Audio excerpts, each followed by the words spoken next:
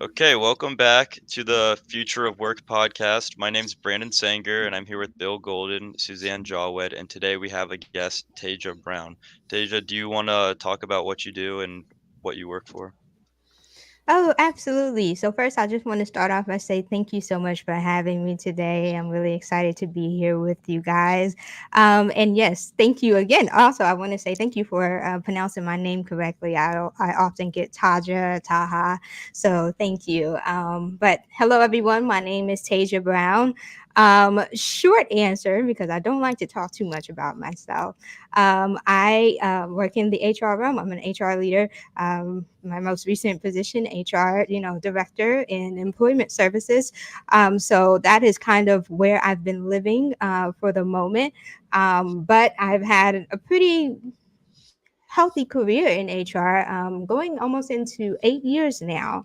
And I started out in talent acquisition and then transitioned into HR business partners, HR manager, and director level. So I've seen quite a bit in that realm. I really enjoy working with people, and advocacy and service are really important to me. Those are like some key components to what I do and how I show up on a day to day basis. Small town girl. I'm from Lexington, Kentucky. Shout out to the Bluegrass State. Just to give you a little context about me and where I'm from, and hopefully kind of shed some light on my perspective as we continue to talk. So I hope that is good enough for you. Let me know if you have any additional questions or would like me to touch on anything more. But otherwise, that pretty much sums up, for the most part, who I am. How That's a did you great get starting into place. HR? How did I what? You get into HR How did I in get into recruiting and HR? talent? Yeah. So I always say that I landed there, and I'm going to tell you a little bit why. Okay, so kind of going back, I guess I'll go to high school. I was actually planning to become a doctor. That's what I wanted to do. I wanted to save lives, and I thought at that time that that was the way to do it. So naturally, I go to Gallaudet University. I enroll as a biology major. I stayed in that for 1 year and quickly realized that that was not for me.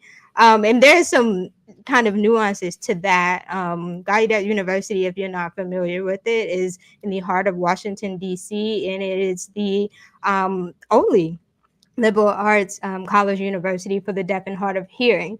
And so I went in, and I'm oral, obviously. I did not know ASL at that time. So I was like a fish out of water. I was completely lost. So imagine trying to take intro biology courses, learn all that terminology with a professor that is knows ASL beautifully, but you do not know it at all.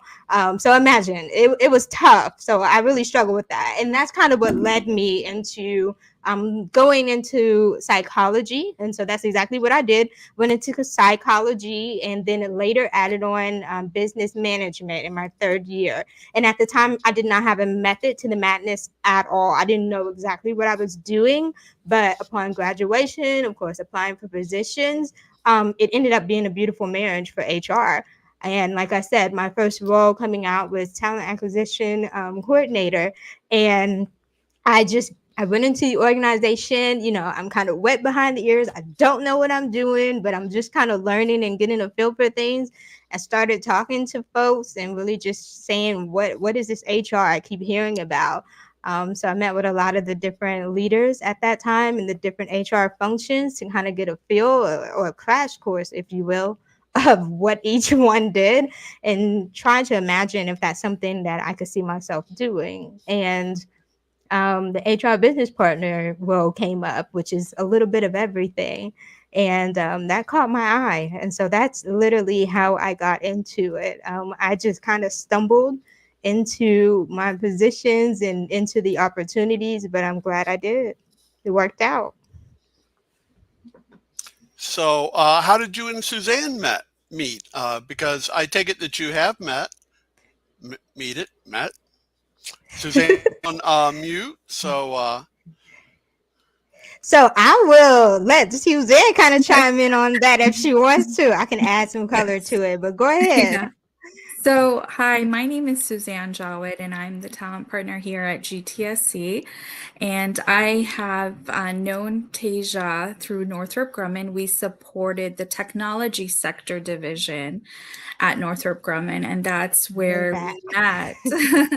And I Yeah, know way our back. our our job descriptions were a little different, but still we had definitely we conjoined together on different thoughts, different ideals for recruiting and HR and recruiting coordination as well. So in essence, we would basically chime together on different processes that we had there.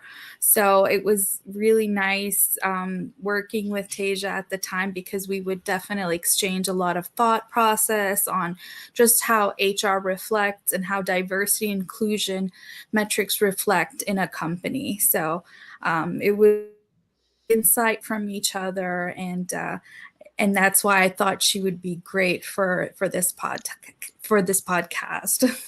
Thank you. So tell I'll us. ask a Tisha. question. Oh, Um, sure, go ahead.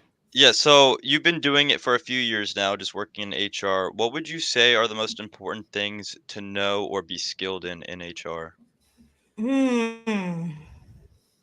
You know what? I'm probably going to go a little unconventional with this and say it's really about having a keen interest and understanding and awareness of people, because the H it stands for human. And so that is so important. It's really having those kind of, I call them like hidden gems. I know a lot of times we call them like skills and competencies and things like that, and those are still very important too. But really recognizing and understanding the makeup of the people within your organization, what they truly need, and how you can show up to support them. Because the heart of what you do in HR is really about supporting. How do I support you? Well, that looks different for each and every person, right? And so being able to be flexible and malleable and work with different people from all different backgrounds, all different experiences, and so forth. And being able to do that well, being able to find a sweet spot in terms of communication, listening, and reciprocating. I think those softer skills are where you really shine. And of course, you do obviously need to have a background and solid understanding of, compliance and some of those harder things as well. Those are obviously very important too. But I think that it's really about the softness of it, and really showing up and remembering the aspect of you as a human being. Um, and keeping that at the front of the mind as you're showing up day to day, because you're going to have a number of different things that happen throughout the day. That's the beauty of HR, at least in my experience. You'll find that no one day is the same.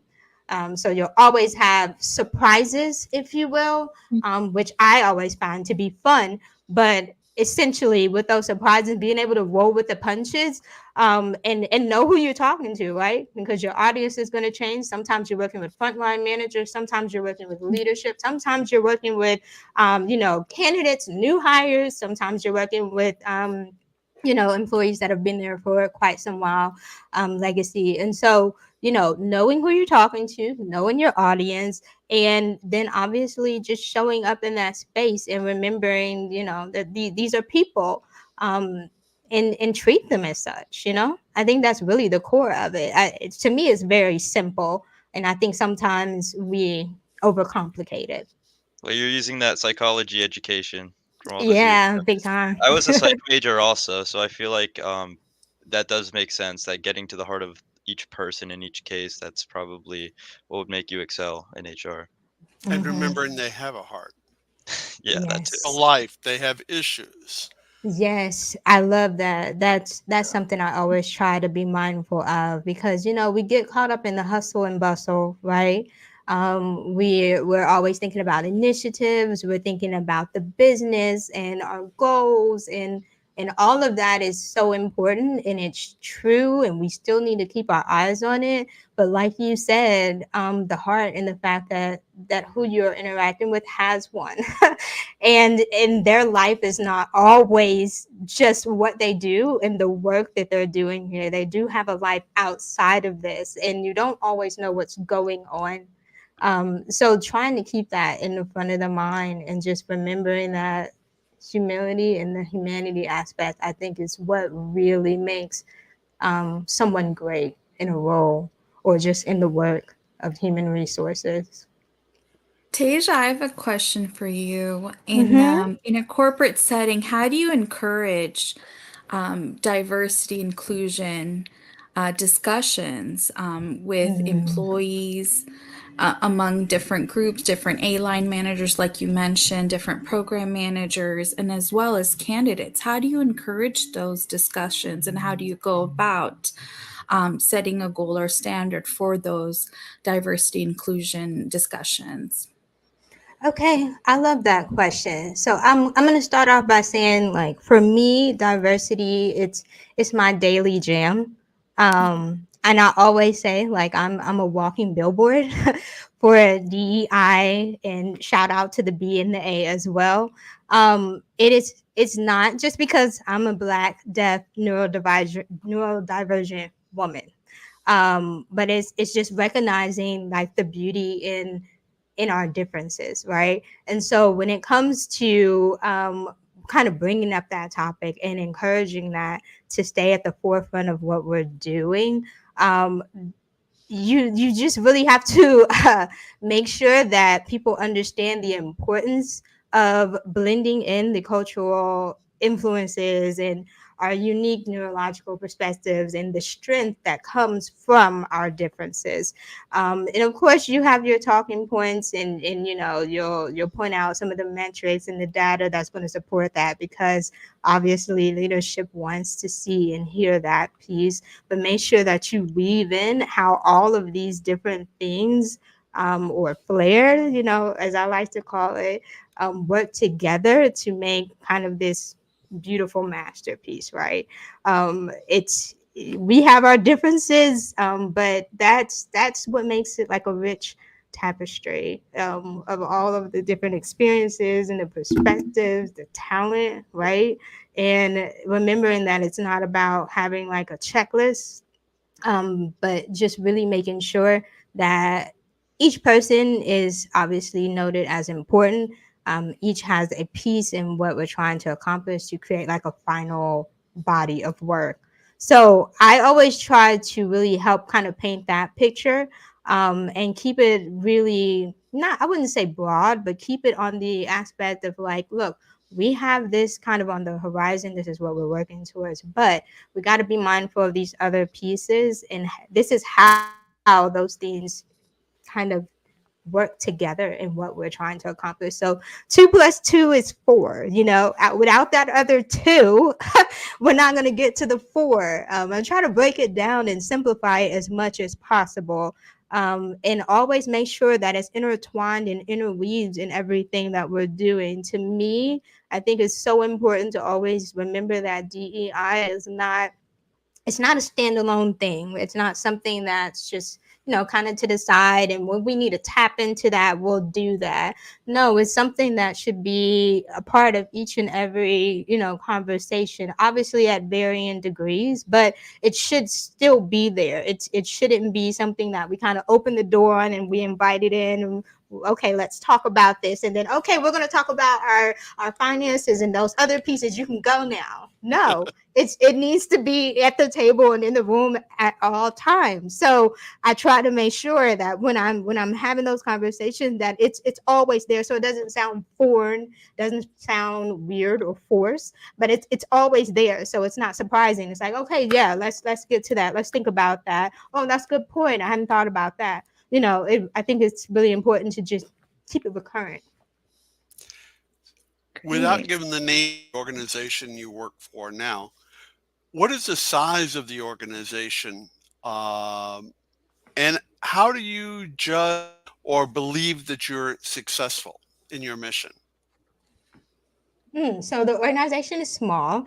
It's a nonprofit, and that's really cool because I started at Northrop, which is huge, right? I think at that time like 99,000 They plus have a all over. bunch. So right, exactly. So you're talking large. And then I went to Gallaudet University, which is my alma mater. Shout out, go Bison. And so that's obviously a shift, right? And it's much smaller organization. And then stepping into a nonprofit as well, also smaller. I think, don't quote me on numbers, but I'm going to say maybe around the roughly 200 to 500. And 500 might be a little bit ambitious. I'd say probably like 2 to 4 at the most. So fairly small organization. And then, of course, a nonprofit space as well. Um, so that definitely lends to a lot of difference in how you're going to obviously shape your strategy, what your initiatives are going to be, and generally speaking, that's not just specifically for the organization of CSD or Gallaudet or Northrop Grumman, but just in general, you have to look at where you are today, what's your current state, and then where you're really trying to go, and you try to fill in those gaps with how do I get there, how do we get there, what does that look like, and it's really about cross collaboration.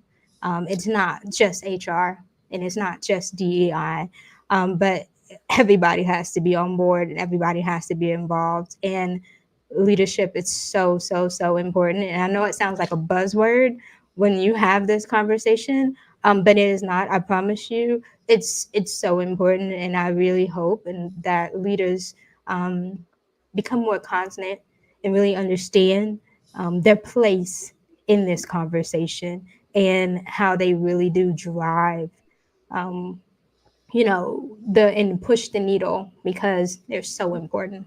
And without the leadership really kind of driving it and making sure that it's in the front of the mind and that people are always talking about it, thinking about it, mindful of it, and of course incorporating it in their daily work, then it kind of gets pushed to the side. And, we're looking at our metrics or we're looking at our data and we're like, oh, we didn't quite hit the mark. So, it's really important to make sure that everyone has a part in that, whoever is kind of leading or maybe kind of driving the strategy along with leadership, is always communicating and talking about those things and keeping it alive and well, like it's a breathing, living, breathing thing. So, what are some great trainings and workshops that are aligned with great diverse DEI topics for more leadership, for leadership, people in leadership roles, and not just leadership roles, but just throughout the organization? What are some great trainings and workshops for DEIs? I love that question. So I have had the honor of actually like finding different presenters to come that were dedicated to this type of work and great, space. Of course, you're always going to have the bias, right? Implicit, bias and things of that sort. I think that's a great building block. It doesn't stop there. It obviously needs to continue into other conversations and workshops, like you said. And there's a number of different topics in this kind of umbrella of what DEI and B and A look like. So, okay, what is belonging? Have we had conversations about that? What types of conversations and workshops and topics can we bring to the forefront that will help people really understand and conceptualize what belonging looks like in a practical sense here at this particular organization? And then the A, accessibility, I think is such a huge, important thing as well. And that's obviously coming from a more personal perspective as a deaf person, because it's something that I experience and live and eat and breathe. So it's definitely, you know, very clear cut for me. But for someone who maybe doesn't think about that on a daily basis or doesn't have those challenges, what does that look like? And in your role, are there places and spaces that you can be more cognizant and more intentional about accessibility? And it doesn't have to just be someone who works in IT and does the websites, right? Because accessibility is beyond that. When you're hosting meetings as a frontline manager, does everyone on the team have the ability to see the PowerPoints? It goes down to the really granular, simple things. So really touching on some of those other key points, the belonging, the accessibility, helping people understand like beyond diversity, because I think the average person knows and understands what diversity in its kind of definition, what it means, but what does equity really mean?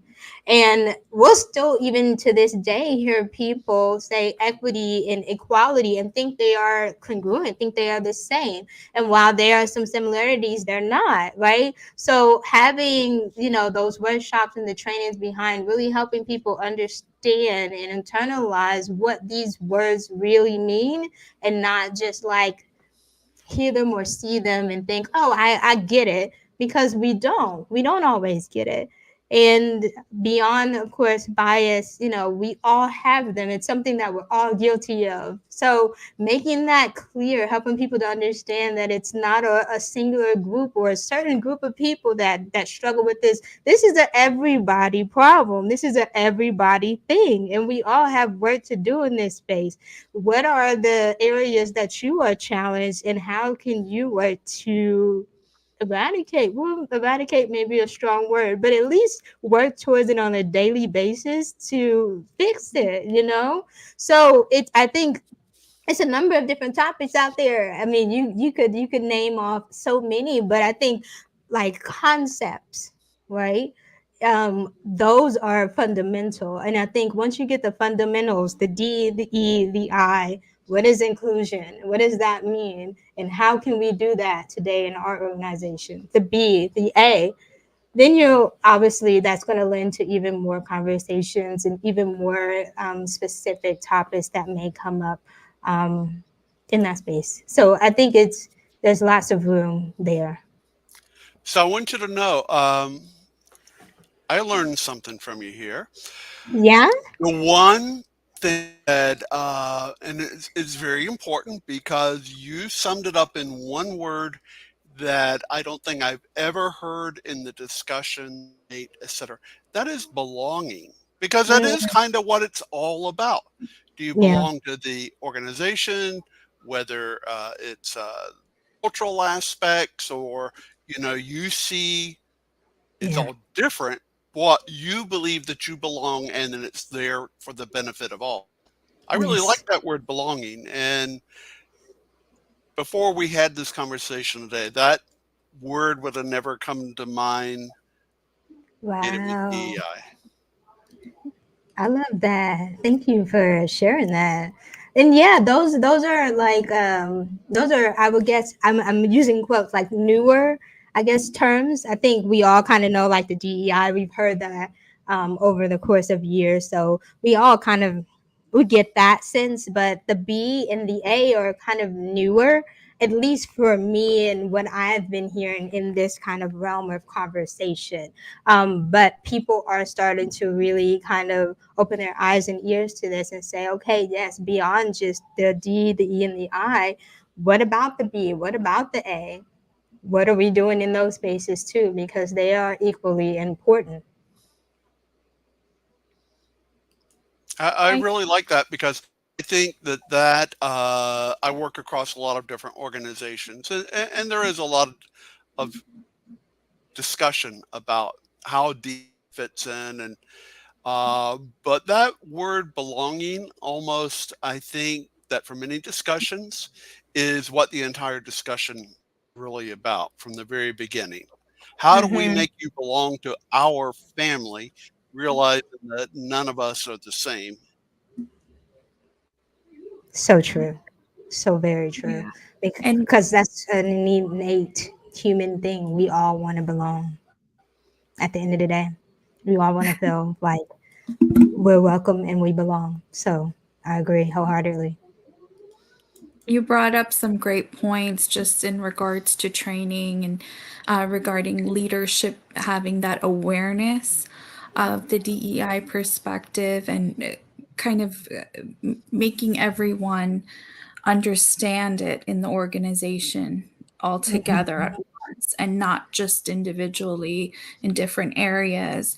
I wanted to ask you, have you seen a very successful DEI implementation at a certain company where you felt, yes, this is a great initiative, or Made a uh, change. right, that made a great impact?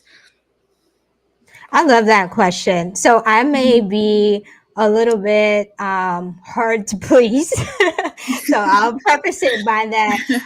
I've seen some really wonderful efforts. I will start there. I've seen some really wonderful efforts. I've seen lots of great conversation. I've seen actionable steps. I've seen organizations take the action to, okay, number one, identify that we're not doing very well in this space, and then opening up the floor to have conversations and hear from the people within and say, like, what do we need to be mindful of, what are the things that we need to kind of get ahead of, what are the gaps, right?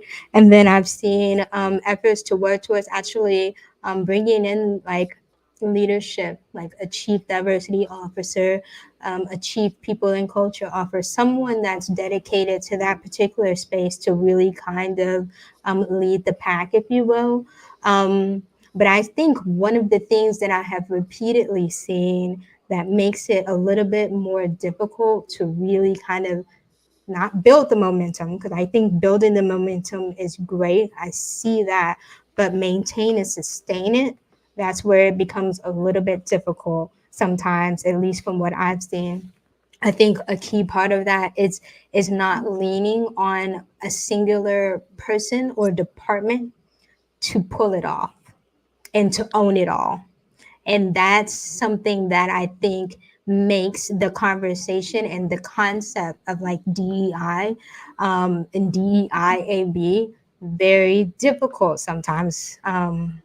In organizations, because you have the finance department, like everything is compartmentalized, right?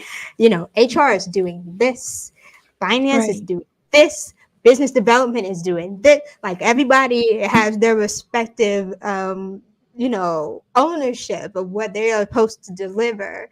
But when it comes to DEIAB, it's not necessarily that department owning it. They help build the strategies, and they really do like drive the needle, but they don't necessarily own it, right? That's everybody, all departments. And so that little piece sometimes often gets lost in translation, and I think sometimes organizations have a hard time structuralizing, figuring out how they want to kind of build the structure. Should it be a standalone department or division? Should this be a shared responsibility? Should we have someone in a more senior C-level position kind of taking the lead? Should we go that route? Should we not? Should it live under HR? Should it not? Like, you see it show up in many different ways across many different organizations, and the beauty of it is that there's no one right way or wrong way to do it. But there are more effective ways to do it, obviously. But it's no necessarily right or wrong way to do it. It's just making sure that you're keeping it alive and well. Like, someone is talking about this, or a group of people are talking about this, right? There are goals in place. We are being accountable for it. We do have metrics in place, so we are measuring this. We do have a time bound kind of idea here, so we're not just saying we're going to do this, but we're not really getting anywhere, right? We're setting some time limits on this, and we are moving forward. There's progression happen. I think ultimately, like, having those kind of cornerstones, tenets, are what's really important. But as far as like getting hung up on the structure and how you do it, may sometimes hinder, unfortunately. So I would say I've seen a lot of great efforts, and in all of those things, I encourage you to keep going, because it's not black and white, and it's not a checklist, right? It's something that you have to keep going back, revisiting. You have to keep trying. Okay, you're gonna make some mistakes. You may start, the momentum's high, and then you realize, oh darn, we forgot this thing, or we didn't think about this thing. That's okay. Keep going. And so sometimes people get burned out. So I've seen that too. People get burned out, or they get discouraged, or they feel like they don't have all the information that they need. Just I encourage you to not stop there. Just keep going at it. Keep working towards it, because progress is what's really important. As long as you're keeping an eye and ear to the right people, making sure that you're not making decisions all by yourself, but you're obviously listening to the impacted communities, marginalized groups, BIPOC, women, all of those things, making sure that you have those people involved in the conversation, to help really kind of lead the decision making. I think that's what's important. So you Um, brought up some great insights, and I wanted to also tell you. So with talent and recruiting, I know we're always looking for diverse talent, and we're always promoting that. Um, Mm-hmm. how have you seen recruiting and talent implement these diversity inclusion statistics, basically? So I've seen a couple of different things. When it comes to like recruiting, I think one of the key things that came up very early on, like in my career, was language. Inclusive or exclusionary language as it pertains to job descriptions and job requisitions. Are there phrases or words that may be discouraging certain people from applying? And so that, I think, is it's so simple, but it's so impactful, right? And then of course we seen the pandemic happen, and then it was conversations around, well, interviews and access for all, right? Not just someone who may have a hearing disability, but like access for all. So, how do we shift from being in person and what we normally traditionally do, so that we can kind of get with the times and continue business as usual? But do it with a little bit of a twist, do it a little bit differently. So then you start seeing, well, we can have video interviews, right? Something that I feel wasn't very common or generally accepted before. It certainly wasn't the first choice. But now we're seeing it spring up, and it's become like a very um daily normal part of a lot of different organizations, like their recruiting strategies and aspects now. So it's great. It's unfortunate that the pandemic was what it took to get us there, but it's obviously something that has come along and created a great new avenue for how we are screening and interacting with potential talent, and helping us in informing us honestly in that process. So even down to our screening, like the questions in which we're using, are we mindful of some of the language there? Or even our BQs, this is really something that's near and dear to my heart. Oftentimes we have requirements for degrees, but that really does narrow the candidate pool. Does that type of work, does that particular position, do they really need a degree in order to be successful in that role? So like really thinking about all of these different pieces and how they impact the talent that we bring in, and then how we retain them, right? So once folks are here, is our culture making them feel like they are a part of the team, making them feel welcome, making them feel like they're valued here? Do we have things in place like professional development, rewards, things of that sort to really help keep people feeling connected. And of course, you've got like the remote world. Now you've got hybrid. You have so many different things that have come up more recently that really are forcing us to shift what that means, right? How do we make sure that we're keeping recruitment and talent in the front of the mind, and like how do we make sure that people are here and they're here to stay? Because ultimately, recruiting is about bringing them in, but then you got to retain them. You want them to You got stay. to You want keep them them, to Right. grow. You got to and they keep got to feel them. like they belong. Yeah. Exactly. There you go. There's that B word again. I So love that word. I learned from you today. I love that word. yeah.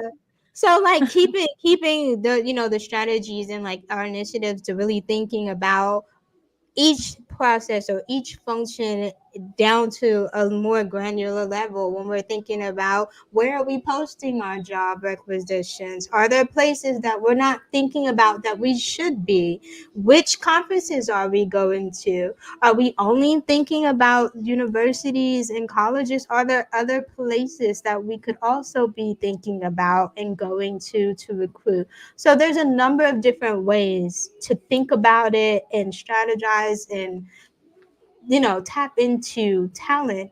And then of course, like I said, when once they're there, of course, we have to also be keeping in mind, what does compensation look like? What does promotion look like? Do we have a glass ceiling, if you will? And if we do, okay, that's unfortunate, but let's do something about it. Let's start thinking about what we can do to change that, to combat that. And then what does our leadership look like? And are we seeing certain trends in place that maybe perpetuate certain messaging? How do we get ahead of that? So there's no one way to do it. There's so many different ways to look at it and tackle it, to be It's honest. diverse. Yeah. There you go. It is. It is. It is. So like at first it's overwhelming. At first it's like, oh my goodness, there's so much that needs to be done, or there's so many things that we haven't thought about. Okay, well, pick a few, work on those, and then once you've had a chance to get to a better place, you're feeling good. You're looking at the qualitative data. You've got some metrics in place. You're making some progress. Now move to a couple of other things. But that goes back to that piece of I said, like, not giving up, because it is a lot of work and is continuous. It's not something that you're gonna be, oh, I'm done. We're good. We've hit our numbers and we're in a great place now. No, I mean, you got to keep going back and doing it over and over and over, and you got to revamp it. So what you did before may not work now, depending on the climate of what's going on in the world, right? So you just got to pivot. I think is the key word. Pivot. Be okay with that. Be able to make some sharp turns as needed. If there was something that you wanted to leave us with, that the one thing you see happen in the near future, something that you believe that would really make overall everything more successful, what would that one be that you'd like to leave us with? Mm, one thing feels like pressure. Yeah. Um, Well, what is something that you believe that you would like to see happen, and it's not um, for whatever, uh, but what is one thing that you'd like to see happen that you think would help add to the conversation or help make better outcomes? And in some cases, people avoid that for different reasons, but mhm. could be there's I nothing on the horizon, but Yeah, yeah. Um, I would like to see. I would like to see DI become part of the business. That's what I know. That seems like a simple response, but I would like to see it become part of the business, like truly part of it. Because I know that oftentimes, like I mentioned before, it's kind of seen as a separate entity. or a supplement, something a little side dish. And so I would really like to see it become part of the main course, um, because I think that's what's really going to drive um, a true change. And I would like to see that be across the board. So we've got some great organizations out there that are doing it and doing it big, and we love you for it. Keep doing that. Keep up the good work. Keep up the good fight. And then we've got organizations that they have a little bit of a learning curve and they've got some work to do. Don't give up. I'm encouraging you not to give up. Bring in the right people to open up and start those conversations and really get you where you're trying to go, to propel you, so to speak. But I would like to see it really be ingrained in the business. And I even mean that down to a financial aspects, because I know oftentimes there's certain budget and numbers that's kind of allocated, but it's not always at the top of of the priority, or at the beginning, at the starting point when it comes to really looking at budget for the year. And so I would like to see a real kind of shift in how we treat it, and how we allow it to show up in our daily work. um, and I want it to not just be like buzzwords and certain people who are interested in the conversation. I would love to see it be something that we all care about, because it impacts each and every one of us, whether we realize it or not. um, so I know that's a very kind of broad response, but it's one that's true for me. Well, that I'd matters. love to see a day that we don't have to worry about, well, am I going to be able to get this position if I'm differently able? How are people going to perceive me? Am I going to be welcomed? Like genuinely welcome? So not having to have those questions in the back of the mind, that's what I would love to see happen. And not just from a individual kind of perspective and experience, but across the board. And I know that's a little bit of a utopian kind of mindset, but I would love to see it. It I would love to pays to see it. dream Yeah, and yeah, to work towards that dream. I want to that's thank you for exactly coming right. today, and I want to thank Suzanne. Suzanne suggested some weeks back that we chat with you, and as I said earlier, I know that I learned something, Well, I'm so a happy you new did. perspective, and that matters, right? And that's what it's all Yeah. about.